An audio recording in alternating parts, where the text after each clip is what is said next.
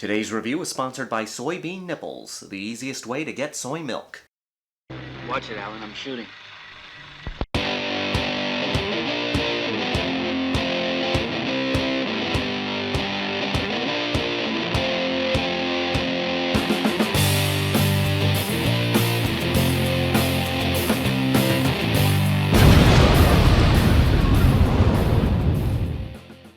Black Sunday.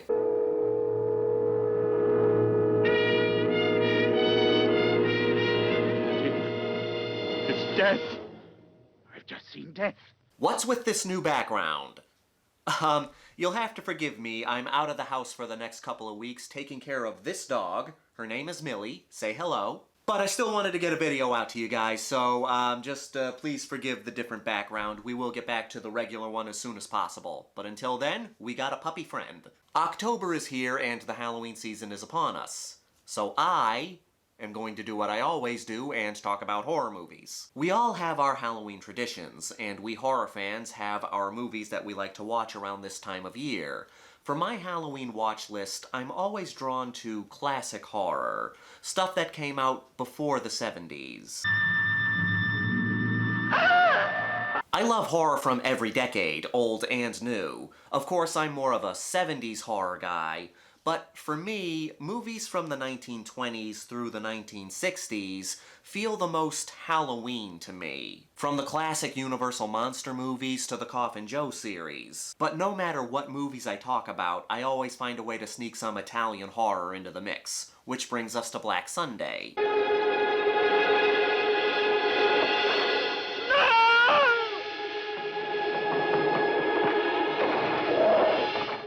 The story begins in the 17th century. We're introduced to Ozza the Witch, played by Barbara Steele. She and her lover are being put to death in one of the most violent ways.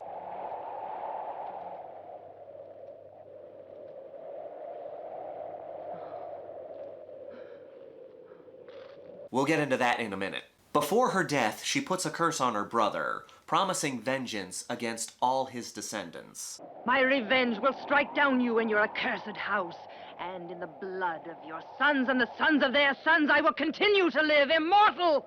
Flash forward 200 years. Ozza has accidentally been resurrected by two professors who were exploring her tomb. Now she's out for revenge against her family, particularly Princess Katia, who has a striking resemblance to the witch. Katia, don't look, Katia! It's about time we talk about Mario Bava on this channel. What Alfred Hitchcock and Psycho are to American horror, Bava and Black Sunday are to Italian horror. It's interesting. Black Sunday wasn't released here in America until 1961, but in Italy, it came out a little less than a month before Psycho. Black Sunday came out August 12, 1960. Psycho came out September 8, 1960. So these two influential horror movies came out around the same time. These two movies did a lot for horror. They brought violence back to the genre. The 1960s was when horror started becoming more hardcore, eventually leading to the blood and gore we'd see in 70s and 80s horror. Brief history lesson here. Back in the 1930s, when horror movies were becoming a genre, there was no rating system, so these movies had a good amount of violence. So no friend could creep to the desert with funeral offerings for my condemned spirit. Then in 1934 came the Hays Code. These were guidelines that movies had to follow. This is what we had before the rating system. Then came the 1960s. Psycho had the shower scene, which was the most violent thing that American audiences had seen in movies at that time. People believed they actually saw the stabs as Janet Leigh screamed under the running water.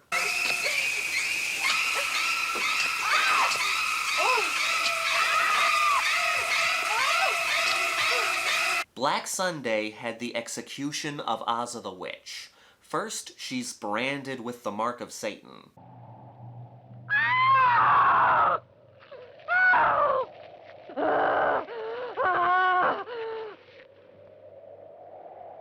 The branding looks so painful. It looks damn good for 1960s. Hell, it looks damn good for today. Then the mask of Satan is forced onto her face. It's this metal mask filled with fucking spikes. I shall return to torment and destroy throughout the nights of time! And when you have a mask with spikes, you have to force it in place with a hammer.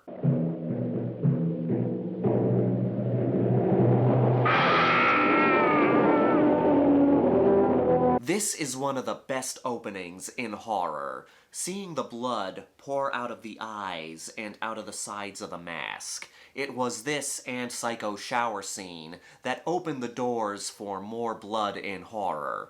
I do believe that these movies led to Herschel Gordon Lewis splatter flicks. Mario Bava also gave us Blood and Black Lace in 1964 and Bay of Blood in 1971, which were huge influences on the American slasher film. I believe these two movies are just as important as Psycho. Barbara Steele plays two roles in this movie, Ozza the Witch and Katya.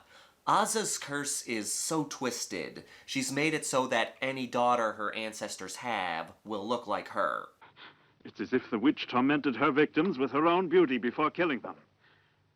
And it's this resemblance, this repeating of Oz's vengeance that terrorizes me. Barbara does a good job at playing both characters. Katya is so innocent, while Ozza is pure evil. She has these big expressive eyes, and she uses them. It's one thing to act with words, it's another thing to act with eyes. Lose yourself deep in my eyes.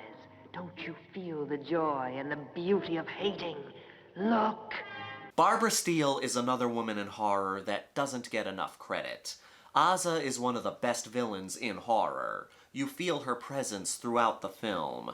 Even when she's not on screen, you feel her watching this family. Her resurrection is fantastic. First we see her body. Still intact after 2 centuries. We have scorpions crawling out of her empty eye sockets. It's gruesome and awesome. Then one of the professors cuts himself because he's attacked by a giant bat, don't ask, and the blood drips onto Ozza's corpse. That's what causes her to be resurrected. This is where the effects work shines. We see her eyes grow back. It looks really good.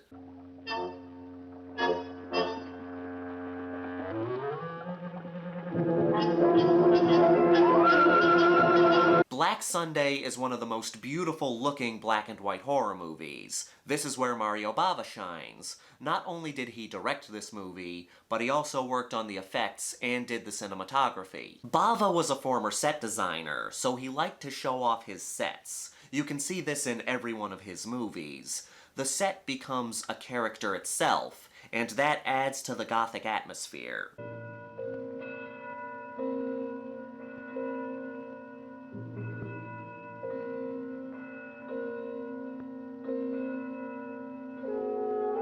It's amazing how influential this flick is. Without Black Sunday, we Italian horror fans would not have Suspiria, The Beyond, or Demons, but it wasn't just influential to Italian horror movies. A few moments from this movie were recreated when Francis Ford Coppola directed Bram Stoker's Dracula, but the moment that stuck out to me was this scene when the camera is moving throughout the castle. The wind is blowing throughout the castle and knocking things over. At the same time, Ozza's minion is moving supernaturally throughout the castle. I think it's implied that he's moving with the wind, or he's causing the wind, or something along those lines. And as the camera is moving throughout the castle, pieces of furniture and suits of armor are being knocked over.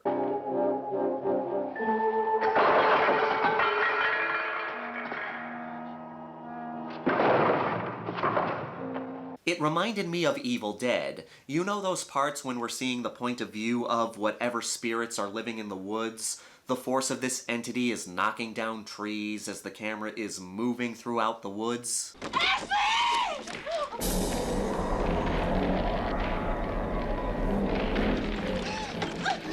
I wonder if Sam Raimi was inspired by Black Sunday. I'm probably reading too much into it, but I found it interesting. There's nothing like a good black and white horror movie for the Halloween season. While you're creating your Halloween playlist, stick some classic horror in there. And now for the Grindhouse rankings. We've got a body count of 9, but that includes people who died and came back. There are a few off-screen deaths, but we've also got some people getting burned alive, some falls to death, and a spiked mask getting hammered onto someone's face. The opening scene is one of the best in classic horror. Perfect setup for this flick. There's a surprising amount of gore in this movie, especially for a 1960s horror movie. The set is fantastic. That mixed with the camera work adds to the film's gothic atmosphere. Barbara Steele is great as both the villain and the final girl. Ozza the Witch is one of the most underrated villains in classic horror. And to top it all off, this is one of the most beautiful black and white horror movies out there. I'm giving Black Sunday a 4.8 out of 5. It's a classic horror movie that's perfect for the Halloween season. As always, I want to thank everyone for watching and supporting my channel. If you're new here, please subscribe and give this video a thumbs up if you like what I do here, or give it a thumbs down if you don't like what I do here. Leave a comment down below. Let me know some of your favorite 60s horror movies. This is the Maniac and Millie here to remind you that the Grindhouse will never die. You're adorable.